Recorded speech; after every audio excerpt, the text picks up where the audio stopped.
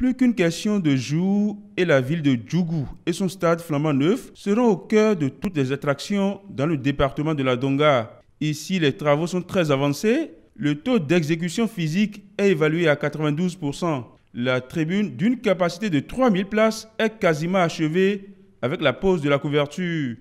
La pelouse verte en gazon synthétique change le décor de ce domaine qui a donné le tournis aux premières heures de ce chantier. À l'arrivée, c'est des larmes de joie à Djougou. Il faudrait que vous puissiez transmettre le merci des populations de Djougou au chef de l'État, dire que les populations sont très satisfaites. Je le dis, elles aussi, elles le vivent, elles le pensent. Et quand on vous donne, il faut pouvoir dire merci pour pouvoir espérer encore beaucoup plus. L'infrastructure réalisée par l'entreprise Limonta Sport Bénin abrite également des terrains de sport de main. Les aides de jeux de main sont réalisées. Le terrain de volleyball, handball, basketball. Les bâtiments annexes, le logement des encadreurs, fini. Il ne reste que quelques petits travaux de finition.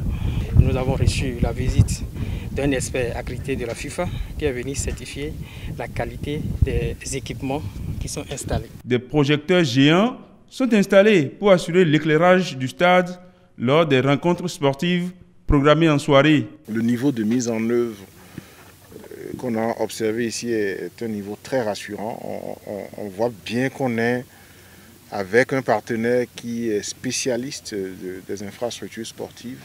Et nous souhaitons vraiment que ce qui va être délivré reflète ça et montre que le gouvernement ne s'est pas trompé dans son choix. Le ministre José Tonato a salué les efforts de tous les instants fournis par le maire Malik Gomina dans le suivi de ce chantier. C'est cet appui-là dont nous avons besoin sur chaque terrain. Reste la question de l'aménagement de l'accès au stade après la réception du joyau prévue pour le dimanche 31 janvier 2021. Vous avez parlé de la desserte du stade. Nous espérons que dans un projet global, que ce sera fait.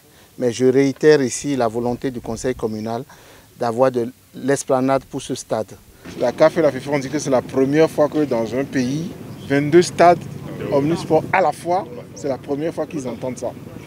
Donc nous devons en être fiers et optimiser vraiment la valorisation de cet investissement qui est très important. L'autre attraction qui focalise toutes les attentions à Djougou, c'est bien le marché central. Pour un coût d'environ 4 milliards de francs CFA, le marché de Djougou est en cours de construction sur un site de près de 6,5 hectares. Aujourd'hui, nous avons fini en fait tout le bâtiment principal en fondation. Donc là, on est plutôt sur le petit bâtiment annexe à rez-de-chaussée où on est en train de faire les fondations actuellement. Les dernières semelles vont se couler cette semaine. Et on va démarrer, comme vous avez vu, les élévations du rez-de-chaussée. La fin des travaux est prévue pour le mois de juillet 2021, mais les signes visibles sur ce chantier donnent de l'assurance sur la qualité de ce haut lieu d'échange en cours de gestation. Nous voulons des infrastructures de qualité qui respectent les normes de durabilité et qui offrent une certaine résilience à nos populations.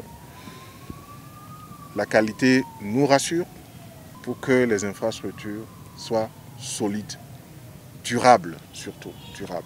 Donc, apporter une infrastructure comme celle-ci, ici, c'est vraiment donner les moyens d'un développement endogène durable.